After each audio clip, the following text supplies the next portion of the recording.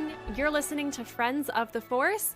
I'm Sarah Haas, one of the co-hosts on Bebo's Book Report, and I'm joined with the man himself, Friends of the Force, Brad Whipple. Hello, everybody, and welcome to the final day of Remembering Resistance weekend. Hope you had a great Remembering Resistance day yesterday. There's just so many fun things, from artwork to cosplay to blogs, podcasts, you name it, being shared within the Star Wars Resistance community. And Sarah, just some much needed positivity in these horrible, often horrible times that we're living in. But that's what we're here today to do, is bring that positivity and bring that joy, because that's all encapsulated within Resistance. Yes, and the Resistance love really could not be contained to one day, because on Friday we had our Bob Bergen interview, on Saturday we had our Josh Brenner interview, and today we are bringing you a really exciting interview to round out our coverage and stuff to share with you on this Remembering Resistance day / weekend / all the time. So Brad, tell us who we're interviewing today. Well, today's guest, her previous credits include Ransom, Star Trek Into Darkness, Heroes Reborn, Roman J. Israel, and 24, but you may know her in the Star Wars universe as one of the best space pirates around. We had the pleasure of talking with the voice of Synara San, Nazneen Contractor. So Sarah, I'm just super excited for everybody to hear this interview. She is just the sweetest person, the nicest person around. Without further ado, let's get right to our interview with actress Nazneen Contractor. Kregan. You haven't reported in, Synara. Spending too much time with your friends. If I had something to report, I would have already. What do you want? Do not forget who your real friends are. Now listen up. Tonight I am sending Valak and Drell on a special mission. They will be shipped to the Colossus in a container. Make sure you are the one who receives it and passes it through security. Mission? What are you planning, Kregan? Just to make sure you receive that container. Once they are inside, get them into Dozer's tower. The tower? It's impossible to get in there. Security is too tight. Just figure it out, Synara. Tonight, we get paid, and you finally get to come home. Hello, everybody, and welcome to Bebo's Book Report. Hope you are enjoying your Remembering Resistance weekend. So much fun stuff going on, but we have another fun interview to bring to you today. Sarah and I are so excited to welcome the voice of Synara San from Star Wars Resistance, Nazneen Contractor. Nazneen, how is it going today? It's going. I'm so happy to be with you guys. I'm actually an avid podcast listener. Ooh. But I think this is my first podcast. Oh, what a privilege. We're so excited about that. I'm so excited. Remembering Resistance is all about, the show went way too quickly for us, and we just want to keep that legacy of it alive. And so many of these characters, even outside just the core group, left an imprint on all of us and really affected us in a profoundly positive way. And I think Synara especially resonates with so many people. And just looking back on your experience as Synara and seeing the show wrap this year, how does it feel to be a part of that family and that legacy within the Star Wars universe? It kind of doesn't feel real. And let me try to explain that. Let me try to articulate that. So I recorded this show so long ago. I think I started recording it in 2017. I booked it, and I did a lot of the show remotely because I was on an actual TV show shooting in Europe at the time. So I did so much of it by myself, just with Mary Elizabeth McGlynn, our director. And she would kind of give me, I would get the scripts, of course, I would read them, and she was so wonderful at feeding in the lines, but it felt like this very abstract thing that I was doing, kind of in a vacuum. And then the few times I actually got to be with the cast, and I think I can count on one hand how many times, I think it happened maybe 4 times, maybe 5, it kind of felt more real. And then I was like, holy shit, what is going on? Am I part of Star Wars? I couldn't really believe it. Like it just didn't feel real. And then we would be there and we'd be doing the voices, and that's so much fun. And we'd be playing off each other and bantering in between scenes. And then when I finally saw it, I was like, oh my God, this is so cool. Not only is this so cool and so beautifully drawn, and constructed. And I was always amazed by that, by the lighting. Like I was always so blown away when they would show snippets of the animation. But Synara, like I'm very lucky. I've gotten to play some very wonderful characters in my acting career and in animation, but Synara San is the bomb. I don't know. I'm actually in awe of how cool she is. I didn't even know. I'm like, that's not really, is that me? And I would always feel so almost like an imposter in the recording booth, because I'd be around these people. I mean, other than Christopher, who it was his first gig, but other very experienced actors who were doing fantastic things with their voice, with their characters. I just felt like, I felt so humbled, and I almost felt like they were going to be like, oh yeah, Nazneen, sorry, there was a mistake. You can just go. You're like, we don't actually.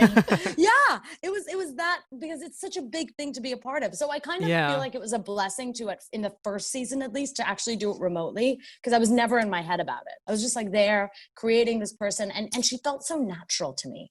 I connected with her right away. And when I auditioned, they didn't know what they wanted. So I auditioned from home on my iPhone, like I do all my voice stuff. And then I got a call back, and they were like, we're not sure where she's from. She's a pirate. So I gave them 3 distinct accents. I was like, well, let's make her, I'm Indian, so let's do Indian. So we did Indian. And I'm like, but she could be from like anywhere in that area. So let's do like a kind of blanketed Middle Eastern kind of, with like an Arabic twist, which is what we ended up going with. And then I gave them like a really raw British version of Synara too. And I was like, and of course each iteration of the character was different, right? Like with an accent, your character changes.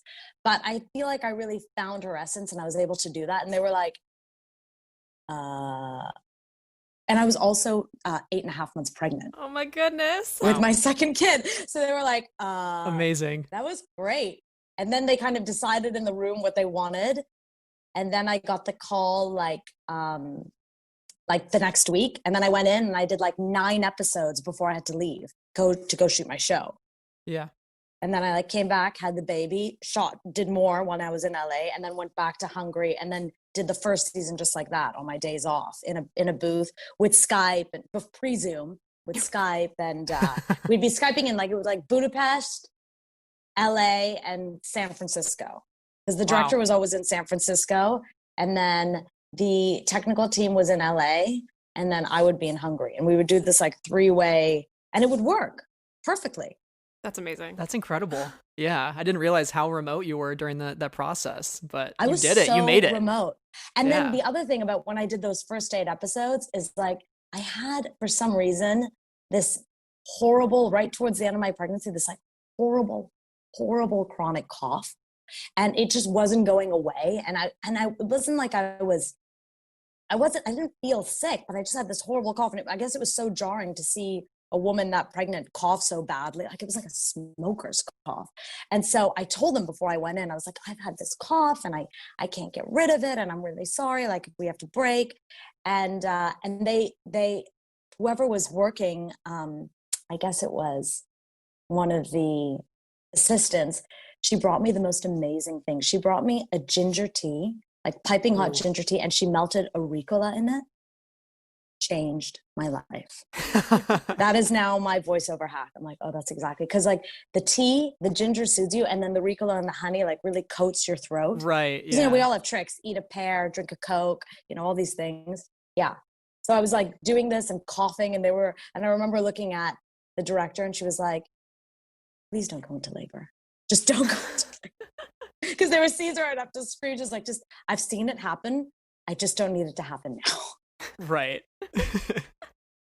Oh you made it through. Yes. You made it through. You did it. Very different from the Synara San you see on screen. Like yeah. An 8-month pregnant. That's also a gift of doing voiceover, right? It can be anything. Yeah, speaking of, I mean, you've spent most of your career up to that point doing, amazing live action projects, whether it be in TV and film and those sorts of things. And what was it like to make that transition into voiceover work? Okay, so I didn't remember this until just recently. It's actually a little bit of a long story, but it's great. So that wasn't my first voiceover gig. The first voiceover gig I ever did was very shortly after I moved to Los Angeles, and it has a Star Wars connection. and you guys are going to lose your mind. And not a lot of people know this.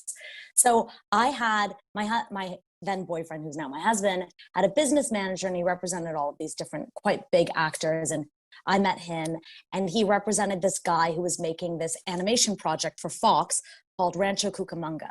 And it was essentially going to be The Simpsons, but with like an Indian family. And I was cast as the mom. So he was like, he called me and he was like, I'm out for dinner with these creators, and do you do voiceover work? And I was like, yeah, totally lying. And I was like, I totally do voiceover work. And he was like, great, I think I'm going to get you an audition with these people because, you know, they want someone to play the mom or the daughter. And, you know, I think you'd be great for it. Because we always just, you know, and I was like, okay, great. So I didn't even I had to like go to my manager's client's voiceover agency, because I didn't even have a voiceover agent, to audition for this. I ended up booking the role of the mom. Russell Peters was the dad. And then we had these 3 kids. And guess who played my father on it? Mark Hamill. Oh, no way. Yeah. So the pilot never got picked up, obviously. So so he was playing like, he was doing like, we were all Indian, but he was doing like this Michael Caine kind of like British, like expatriate old Indian guy. So I get there, and it's like my first, you know, and I had to test, and I had to do all these big things. And I tested with, I didn't test with Russell. I didn't see Russell at all, but I know Russell because he's Canadian and I'm Canadian. But then we booked it, and we go to the table read, and there's Mark Hamill. And I'm like, oh my God, I am so in Los Angeles because I just moved here. I was like, I get a job, and Mark Hamill is right there. And he's playing, who would ever believe that Mark Hamill is playing my father? Like, it doesn't even make any sense. And he was so lovely. And I told him, I confessed to him, I'm like, you know, this is my first voiceover gig. And his first voiceover gig was Joker. And it was like huge for him. Right? Yeah. He was like, don't tell anyone that because they're going to hate you. But you're going to love this. And he was right. I just fell in love with it. So I did that. And then like I did a couple of video games, and then I did a show for Netflix called Stretch Armstrong. So I had like my, I was really getting quite proficient in understanding the technicalities of doing a voiceover. So by the time I got to Star Wars, I felt like I knew what I was doing. And, you know, the secret I feel for me behind the voiceovers is I've always been really lucky. I've had really good directors. Yeah. And they really, and not only does the director like translate the note that the producer is giving you, or the animator is normally the producer or director is giving you, but they also really help give you context. Because, you know, you're in a booth alone, like you're not seeing anything, right? Yeah. And you're often alone. So I feel like, you know, I had a really good directors, and that's kind of what got me through it. Like I really had my hand held. Yeah. And we've heard too, like Mary Elizabeth McGlynn, she's not only a voice director, but she's an actor as well. And that kind of combination is pretty deadly in a way, because it's like you're getting both sides of the coin, and that really helps too, at least when you're playing Synara, I'm sure. And then you better be good, because you know that she can do it. You're like, if I don't get this right, she'll just do it.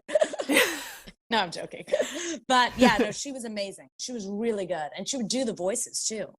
So it was fantastic. Incredibly talented. It felt very, she's super talented. I mean, it's amazing. And that was the other thing. Like, I would just be blown away by the talent of these people. Like, really blown away. Like, they can not only do voices, but they can improvise, and they can turn on a dime, and they can give like, you know, 5 different readings of the same line that can fit into any scenario that, you know, sometimes they haven't even thought of. And it's always a fantastic learning experience to watch people like that work, because you can learn so much from them. We talked about the story of you actually getting the role and how surprised and kind of blown away you were, and you talked about working with Mark Hamill, which is such a crazy connection. So weird. And then cut to, I'm on a Star Wars cartoon. Right. And yeah. he was so nice, by the way. He was like, bring in your Star Wars stuff. I'll sign your stuff. We'll take pictures. Bring in everything. He was so nice. I was like, oh my God, you are the nicest man in the world, Daddy. And then going back, what is some of your personal connection with Star Wars? I mean, when did Star Wars first come into your life, and what sort of impact has it had on you as a person? So my earliest memories of Star Wars were, I grew up in Africa, in Nigeria, so we had no television. And I had an older brother, and we would have all these like beta tapes. And I remember going to someone's house, and a very vague memory. And I think we were watching, it was Return of the Jedi, because that is my favorite Star Wars movie. And I remember watching this in the playroom with my brother and his older friends, and they didn't really want me there. I think I was, maybe 4, and seeing that crawl of the letters and not being able to read it in time, right? Because I'm 4 years old. So I couldn't read it. So I was like, stop, read it to me, read it. And they would never read it to me. So I never really understood the context of these films until I was older and saw them. But I remember being blown away by the characters that I would see on screen. Just absolutely mesmerized that this was, and I had no idea that it was even science fiction, which is like a genre I love and love to work in as well. So that was my earliest memory of it. And then I rewatched them. And then I sort of rewatched them as a teenager, and I was like, oh my God, I totally get why this is some people's religion. This is it's so allegorical, like lots of sci-fi. It's so deep, it's about family, it's about love, it's about friendship, it's about being better than you thought you could be. It's all of these tenets that it's about hope. It's so inspiring. So I love it. I've seen them all. And I watch them all, and I enjoy them all, even like the ones that are not so rated. I really enjoy them. I weep.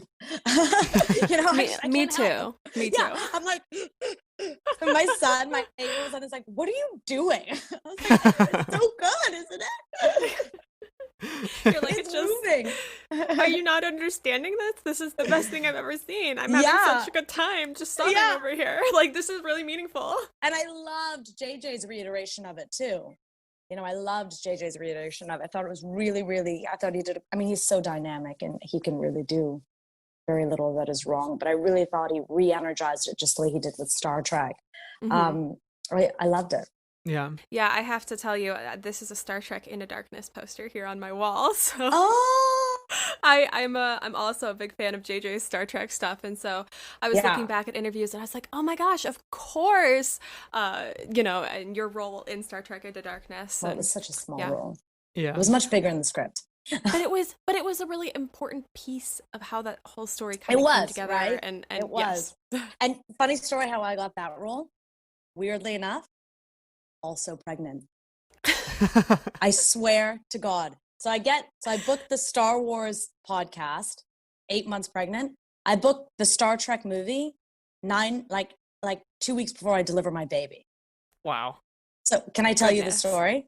Yeah, absolutely. We love stories. It's like I'm always pregnant, but I've only had 2 children. They were just years apart. Although I should get pregnant again, because obviously it leads to massive career moves. Yeah, you'll be in like the Marvel universe next kid. Yeah, exactly. Third pregnancy.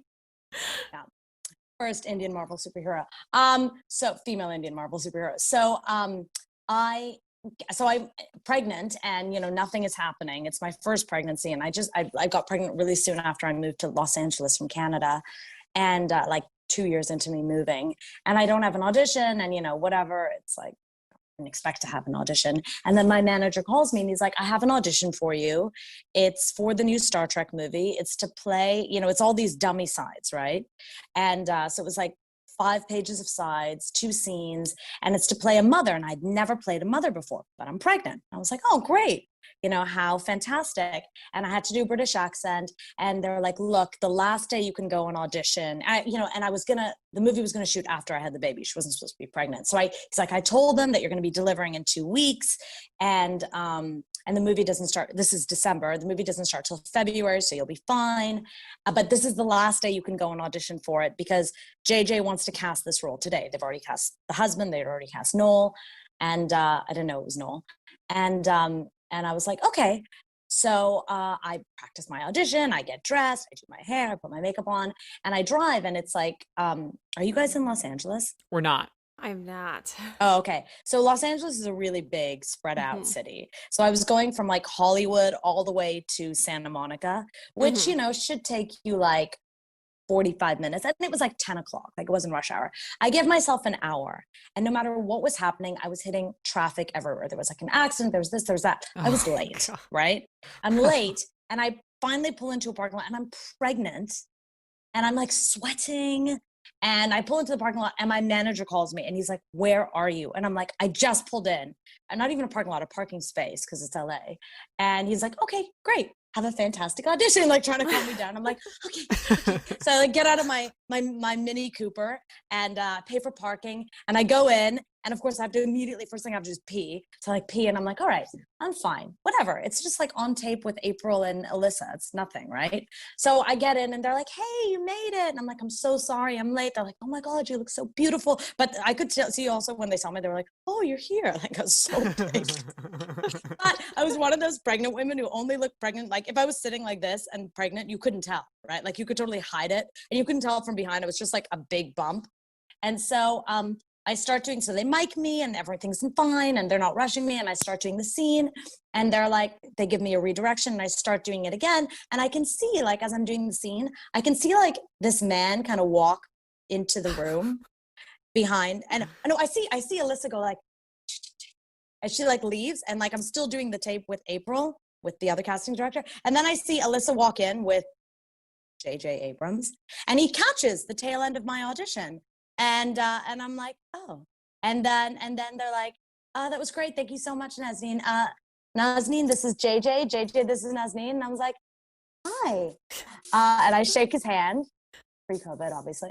And he was like, how's it going? And I was like, great. He was like, oh, you look amazing. You look so beautiful. When are you doing? I'm like, oh, I'm due in 2 weeks. And he's like, oh, it's fantastic. You look incredible. Good luck. He was so nice. And then I like leave, pee again, because like, I'm pregnant. And I get into the car and I'm like, did I just meet J.J. Abrams? An hour later, I get the phone call, you're the choice. And then they tell me, I'm sorry to all the other actors that auditioned for this, that he didn't even watch he was just like, who's that? And I'm like, oh, that's Nazneen. And then he just watched the audition on the camera. And he's like, oh yeah, it's her. And he just left. Love that. And the meeting was done. Wow. I know. It's incredible. Like the fact that you were a part of the two biggest star universes, right? And that's kind of like the pinnacle thing. And JJ, obviously, with his connections to Star Wars and all of that. But, with Star Wars and even Star Trek in some ways, you talked about the idea of like family and how important that is in some of these sci-fi stories. And I think it's why something like a Star Wars or a Star Trek connect with so many people is because it's not just about the action or the battles. It's really about the interconnectivity between people from all different parts of the galaxy. And for Synara, I think especially, she is a pirate, right? And she lives the pirate life. But throughout the series, we see such a unique transformation where she chooses her family despite where she starts out. And ultimately she chooses Team Colossus. That's her own family. So what was it like crafting this character to watch that journey for her and to see that no matter the mistakes and no matter the sides that she chose initially, she was still able to earn trust in the eyes of others and show just unabiding loyalty? I have to give a lot of credit to the writers. Unlike television, like in animation, they have it all mapped out. So I was able to walk in once I officially booked the role, and they were able to tell me her entire trajectory throughout the season. And they knew everything. They're like, oh, and then in this scene, sometimes I get lost because it would be so in depth. So I was able to measure my performance accordingly. So that was so I was very guided, as I said, right? But it was wonderful to play someone who you think is bad and then turns good, right? First of all, I thought she was just a bad guy. And I was like, oh yeah, I love to play the bad guys. I never get to play the bad guys. Yes, I'm going to be a bad guy. And then I was like, oh, she turns good. Oh, wait, there's like this. And I was like, oh, no, wait, this is Star Wars lore. This is exactly it. This is like the one person that gets to turn, that gets to convert, that and doesn't die. It was amazing. I was like, I'm totally going to die, aren't I? And they were like, no. Oh, please don't. We don't. We do see that quite often in Star Wars, like totally, redemption through death or through redemption sacrifice. Through death. I thought that was totally going to happen to her, but it didn't. And I thought, what a fantastic opportunity to play someone foreign and outside who has one agenda. And, it's like that classic story. You have one intent and then you get into the scenario and you fall in love with the people around you. And you realize that that's not who you want to be. You realize like, wait, these are my people. I found my people.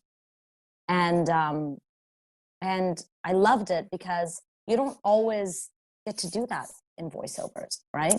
You don't always get to have that kind of arc. And so I felt like it was a real gift. It's a real gift as an actor.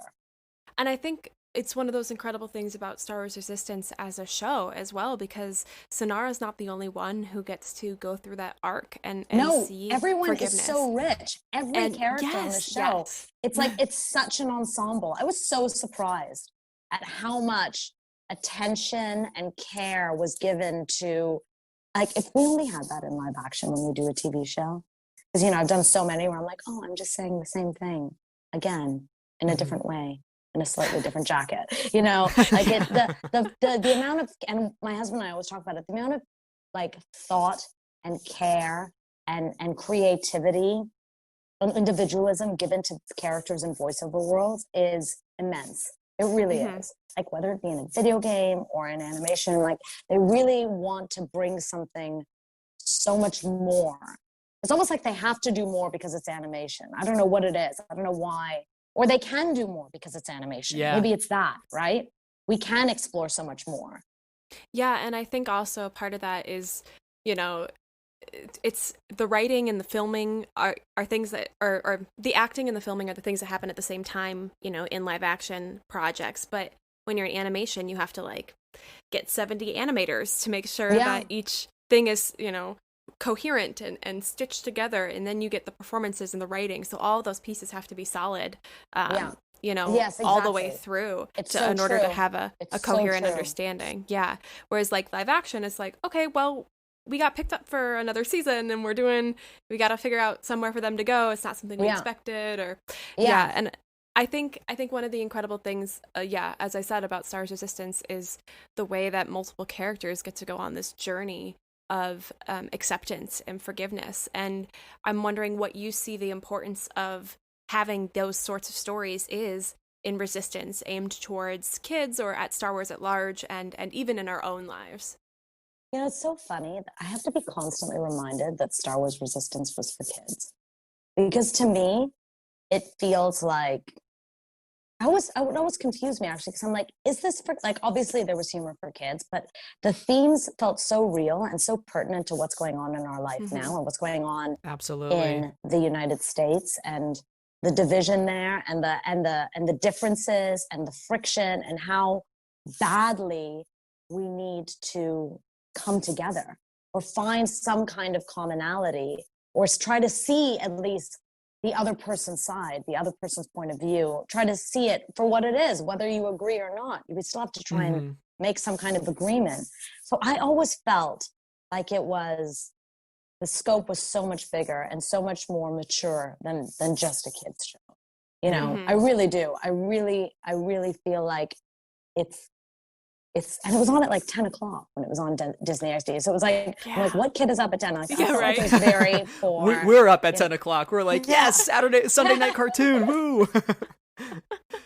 But you make such an excellent point too, because I think we've been talking a lot about that today, that this is not just for kids, it's for adults too. And there are so many mature ideas. Oh my God. So many mature ideas. So many like universal themes, but that are also so pertinent in our political climate right now, like more than ever. You know? And I always feel like, but you know, everything's always, science fiction is always a wonderful allegory and way to depict our current world, but in heightened circumstances and entertaining circumstances, hopefully, situations. But yeah, I felt like we need shows like that now more than ever. Yeah. Where you see people find a way to come together. You see people forgive, like give forgiveness and get forgiveness. And you see people move on. I think that, I think we need to see more of that. Yeah, we had an article come out on our website today written by Hope Mullinex, who hosts another Star Wars podcast, and she actually made a really great point about how the Colossus kind of represents like a difference in class structures, how you have, you know, those up in the Doza Tower, then you have the workers of the Colossus, then you have the kind of outsider, the out group of the pirates coming in.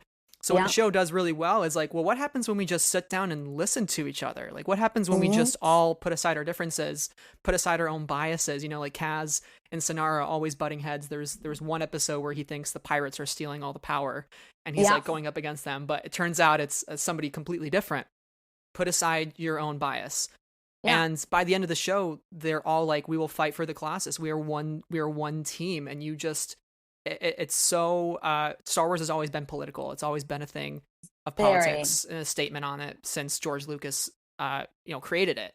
And it really is powerful to just say, listen to each other. Like, our differences make us stronger. They don't divide us. And if we can just accept those, our own world will be better off and our own communities will be better off. And that's why it sticks with me so much. It's beautiful. It's beautifully written. It was very, very, you were absolutely correct. Everything you said was exactly on the nose, and it was really well crafted. And I felt like with every mask that Synara had to wear, you know, the mask for Kragan, the mask for Kaz, the mask for Tan, like, you know, all of these things. But, you know, with every time she'd meet someone, a different layer would unfold of hers, right? We'd see a different side of her.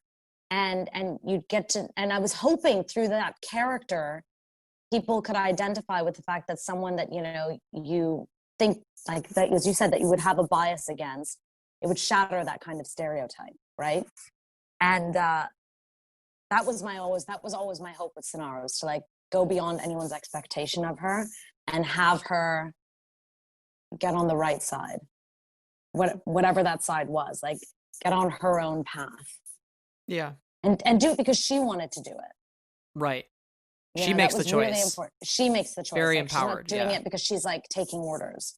Mm-hmm. You know, that was a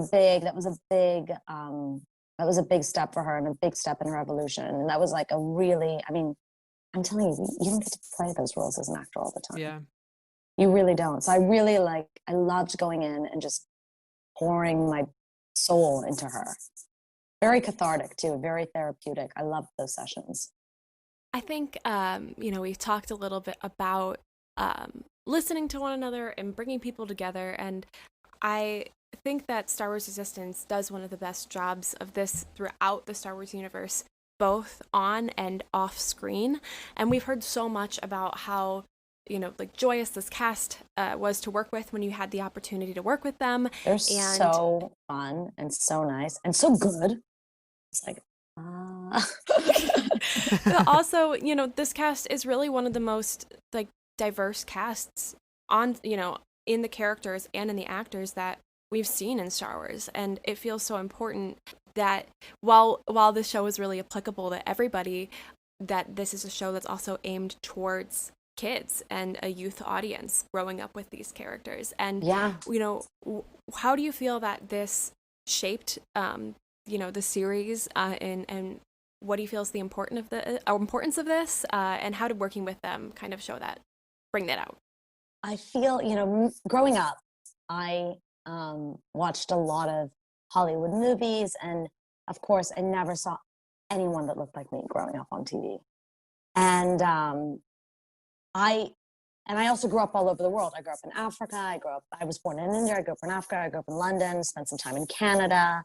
And then I eventually moved to Los Angeles. But, you know, growing up as a kid, I was always the outsider. Because anywhere I went to like a British school or an American school. And I was always like a minority, essentially. And I remember thinking, and I always wanted to be an actress. Always. Ever since I was a little girl, I wanted to be an actress. And so I remember thinking, it's such a silly thing to say, but my favorite movie was The Sound of Music. And I remember asking my mom once, and I would watch that movie on loop over and over again. I loved it. And I said, Mom, do you think when I grow up, I can look like Julie Andrews? And she was like, no, we're Indian. And I was like, what? And she was like, no, like you're going to grow up looking like me and your dad. Like, you know, this is her. And I was like, really? And then I was like, well, what does that mean? And, you know, I kind of like just repressed it. I'm like, does that mean that I can actually like still do what I want to do? Because I don't see anyone looking like me on screen. And then, you know, I decided to become an actress, and I was very lucky that a lot of doors opened up very quickly for me. And I feel like in the voiceover world, you know, originally I would just start always doing an Indian accent, right? And then it just grew. It started growing, and it growing. Like on the Loud House, I play like this valley girl. And, you know, I did this new show for Apple called The Zen Diaries, about this like children's storybook where I play like a tortoise queen with like a high-end British accent. Like I can do accents, so I'm always going to do accents. But I feel like there's been a concerted effort in the last 5 years to include that representation in the voiceover world. And to me, it makes the perfect sense. It's like, well, if you want someone culturally accurate, I mean, if you want someone authentic for the role, like really authentic, who's going to bring all of those cultural aspects to whatever accent you want or character, then hire someone from there, because that's the ultimate resource pool. Yes. Right. So, you know, and I feel like I'm kind of on the fence about it too, though, because like we are actors, and we are like, you know, we do take on different roles, and we shouldn't be denied that. But, you know, and I love Hank Azaria, and I read all those Apu articles, and the truth is I loved watching The Simpsons, and I loved hearing his accent, and I felt I actually feel kind of mixed about it, even though I'm South Asian, and you know, I think that, yeah, I don't think a white person should be doing that accent. I think if you're gonna want that accent, hire someone who can do that accent authentically, or who grew up around it, or, you know, like be genuine about it. So it's good to see. It's great to see, and I love it. And I love that I'm able to bring all of the aspects of my life into my work, having grown up all over the place. And I hope that people who watch it and see that, you know, Kaz is Asian and Synara is whatever she is, you know, that they know that, oh, you know, the people who played those roles were actually that ethnicity too. I think that I think it's a new thing, and I think that it's a good thing, because I just think it makes it more authentic. And if we can bring reality and something grounded into something so fantastical, I think it's only beneficial. I think too, that's what a lot of people, when they think of Resistance, they think of that initially too. They think of it as one of the most diverse casts in Star Wars, maybe outside of Rogue One, possibly even more so than Rogue One. And it really is beautiful how we took this group of people. They became so close to each other, both on screen and behind the scenes. And the product that we get, even in just 2 seasons, and the depth of the characters and the upliftingness of the story is just so beautiful. And that's why we're here today, right? We're here to remember Resistance, because even though it did get only 2 seasons, that doesn't mean the conversation should die. It doesn't mean that we can't keep bringing new fans into the fold to discover the stories of Niku and Synara and Tam, you know? Yeah. So I want to ask you, looking back on playing Synara, what do you see as that character's legacy, and how will you remember Star Wars Resistance? I mean, it's hard to talk about her legacy because I'm so close to it. You know, I'm so close to her. So I feel I can only hope that people identify her as someone of like whose strength of character ultimately shone through, you know, and who was able to find redemption and freedom through Kaz and his gang, like, you know, and friendship, and real friendship. And I want her to be remembered as like a super badass, obviously, because she was so awesome, such a great fighter. So that's what I hope for her legacy. And how I will remember her is by far one of my favorite characters. In fact, when I was listening to your podcast earlier and I heard a little snippet of the show and I heard my voice, I was like, oh, right. God, I miss her so much. I really do. She was just oodles of fun to play. And the more I got into it, and the more I let myself go, the better she was. So I felt a very personal relationship to her. And yeah, but it's very difficult for me to talk to her outside of that. I think I'm too close to her. It sounds like a very weird thing to say. She's an animated character on a TV show, but you get really into it. Yeah. I don't know, you just get super, and I feel very protective of her too. Mm-hmm.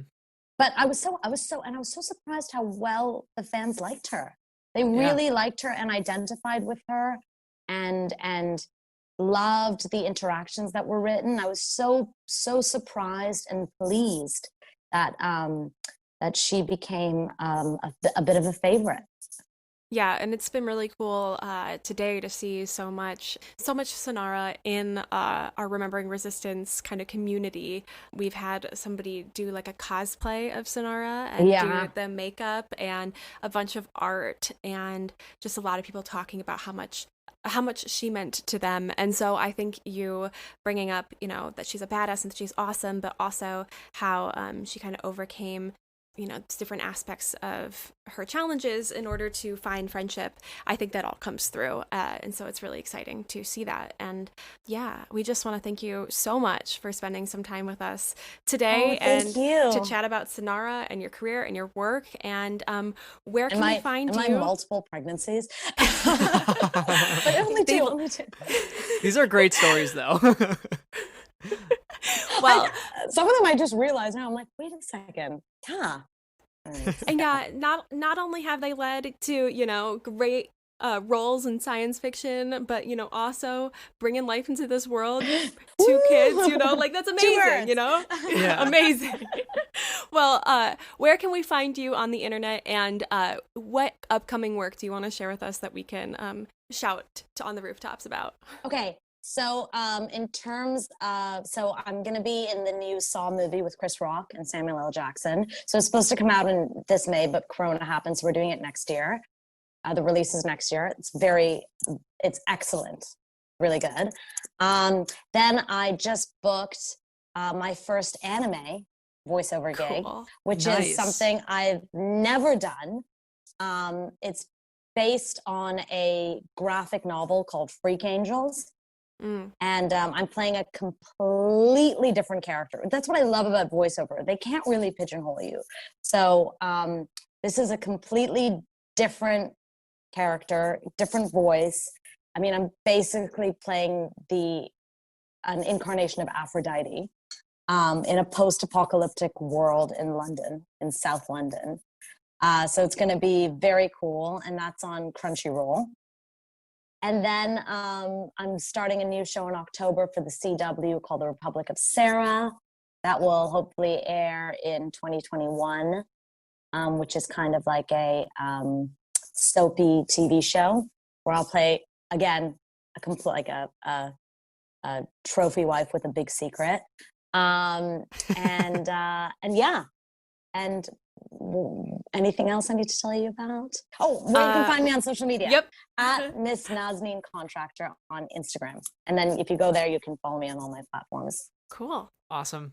Yeah, well, again, we are so happy. There was truly no better way to spend Remembering Resistance Day than with you on Zoom and just to have such a blast. So thank you for inviting me on your show, guys. And thank you for creating this podcast and bringing in new fans and allowing people like me and the rest of the cast to remember what a very special and probably never to be repeated time of our lives was. It's very incredible.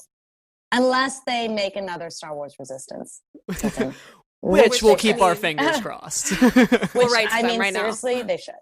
Yes. Release the season 3 cut. And you know what was else? Of course, it's only Star Wars. We did season 1, and then right away they picked up season 2 without it even airing. You just got an offer, like they've offered you for this, and you're like, great. The confidence in that storytelling right there. Yeah, totally. Nazneen, thank you once again. Hope you enjoy your Remembering Resistance Day. And last thing we'll tell you is may the Force be with you. May the Force be with you.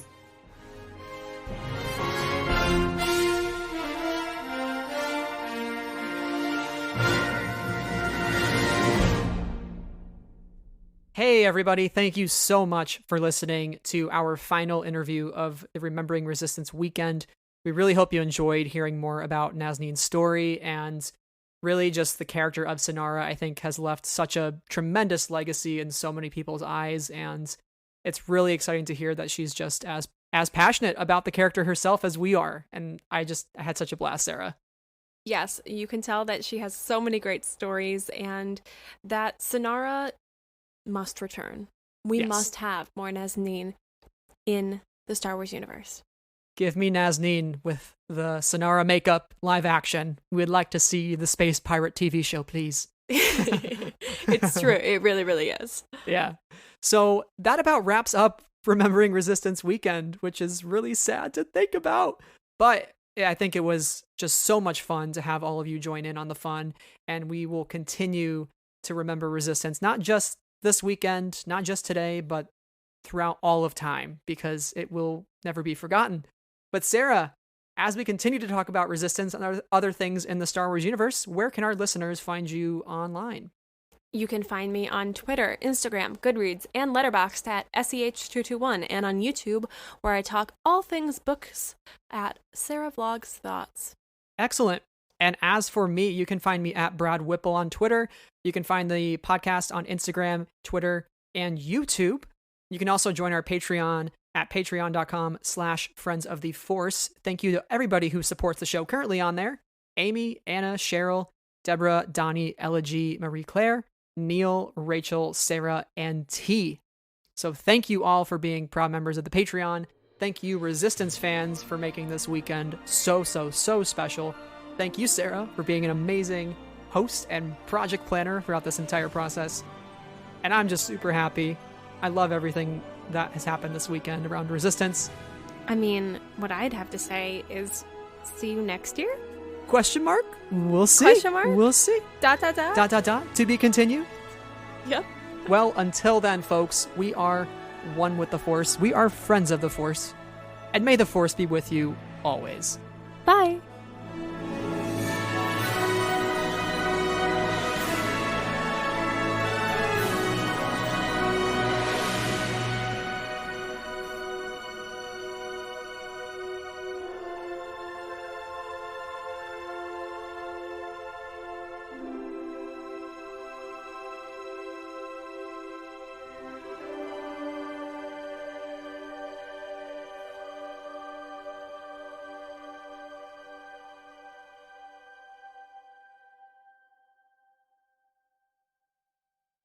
Friends of the Force is a proud member of the Star Wars Escape Pods network. To learn more about our sister shows, find us on Twitter at We Are Escape Pods. The Star Wars Escape Pods network, promoting positivity in fandom.